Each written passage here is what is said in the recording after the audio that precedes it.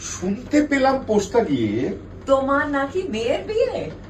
গঙ্গারামকে পাত্র পেলে? জানতে চাও সে কেমন ছেলে? মন্দ নয়, সে পাত্র ভালো, রং যদিও বেজায় কালো, তার উপরে মুখের গঠন অনেকটা ঠিক প্যাঁচার মতন। বিদ্যে বুদ্ধি। বলছি মশাই, ধনী ধনী ছেলে অধ্যবসায়, 19টি বার ম্যাট্রিক এসে ঘায়েল হয়ে থামলো শেষে। মানুষ তো না ভাইগুলো তার, আহ, একটি পাগল একটি গোয়ার, আরেক দেশের তৈরি ছেলে।